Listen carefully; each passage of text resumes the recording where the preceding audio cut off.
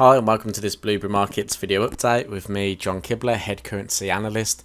In this video we're going to take a look at pound yen and pound Aussie. So I'm going to take a quick look at pound yen just at the beginning of the video, just because prices obviously rallied and hit the targets. I just wanted to update you on that. Add in trade possibilities as well. I'm just going to dive into a 4-hour time frame and look for those key areas of support and resistance, and I quite like this sort of area through here.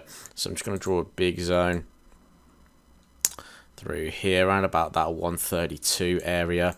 If price comes back down into this zone, I'd be interested in looking for another long position on pound yen. Sentiment is very much to the upside on pound at the moment, with that risk appetite as well. Yen is weakening further, so I really want to just look for anything similar to what we have here. Let me just actually grab a pen tool very quickly. 1 second. Keep forgetting to put this pen tool on. Here we go.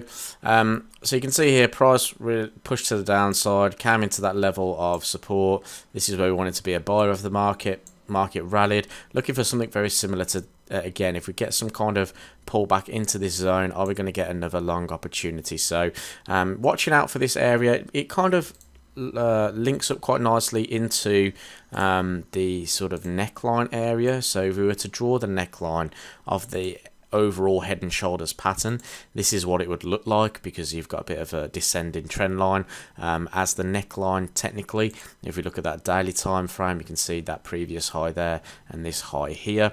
So if price was to drop back towards this zone here, I'd be interested in another buying opportunity on pound yen. Now, one chart that I did want to talk about this week was pound Aussie. I really like this for a potential reversal setup. And there's a couple of things that I want to show you that I look at on a weekly basis, just to see where a market could be oversold or overbought. And you can see here that prices come into that oversold area now on a weekly perspective, which can be quite strong. And you can see here we have multiple opportunities on these opportunities here in line with the RSI. So you can see here the market pulls back a little bit now. This is on a weekly perspective, so if you were trading the lower time frames through there to key areas of support and resistance, you would have done pretty well. You know, as soon as we get into that oversold area again, we can look for those key opportunities through there. So you have one here as well, and you have one through here and here. So, you know, looking at that, it does provide some decent opportunities. When the last time we were in an oversold condition, this is what we had. Market rallied quite a bit after that. So we're coming into that territory once again.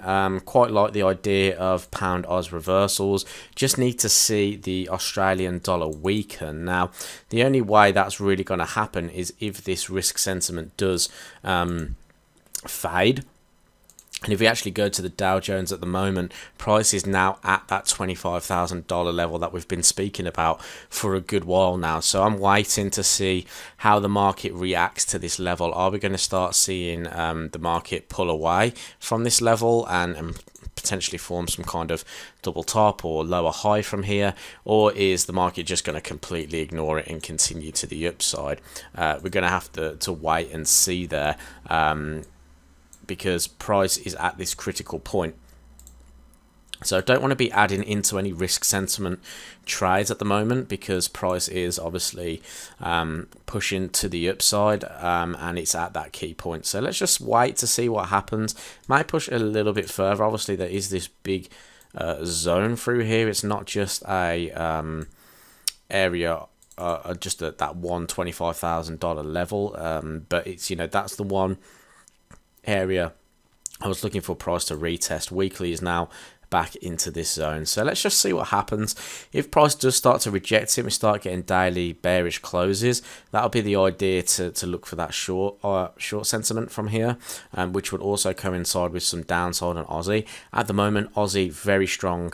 We can't really trade against this at the moment, because price is just continuing that uptrend, making higher highs and higher lows. So we can't really take advantage of that Aussie weakness just yet. We need a signal first, a sign that price is going to reverse. Now, if price did start to break to the downside here, taking out swing lows, then there'd be really good trading opportunities on that Aussie weakness. But for right now, it's just looking at how we can set up a potential opportunity. Now, looking at support and resistance levels, we are at a point where price has reacted in the past. So you can see rejection, support through here, support through there as well on that most recent run up.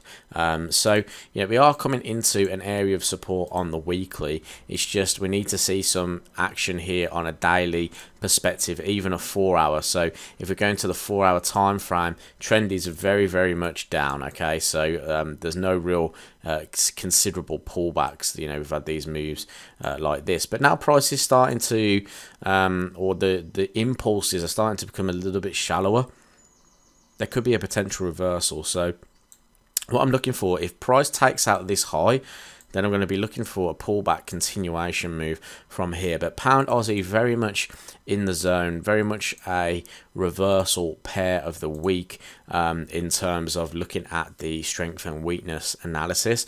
We just have to wait for price action to line up, because that's our sort of second indication that price is going to, or our bias is going to follow through. But if we don't get that price action, then no harm done. We're not in the market anyway. So what we're looking for is just some kind of price action down in here, some kind of change in cycle, which would suggest a pullback. Now, I wouldn't look for any outrageous pullbacks in terms of looking for price to come up too high, like back up to these highs, but I'll be looking at daily swing lows points. So like for this area, for instance, through here, or if it breaks through that, we can look at this zone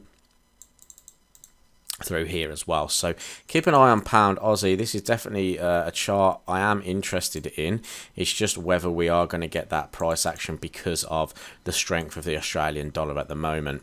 In other news, in terms of our other ideas, we moved stops on pound Aus. We got stopped for a very small loss, which is good. You know, price was showing that reversal on that daily time frame, so we profited from pound yen, but took a very small loss on pound US dollar. Still in euro, I was expecting price to come up and retest this area.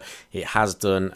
It's gone a little bit further than I would have liked it to, so we're going to have to just be very cautious with this. 4 hour trend is still technically breaking through there and is retesting this zone now. So we'll see how price reacts to the highs. Once again, it's back at the range, and if it can break to the downside, that would be fantastic, but nothing really major going on here. Other than that though, pound yen, pound Aus both look good for opportunities, so I'll leave you with that. I hope you enjoyed this video update, and I'll speak to you soon.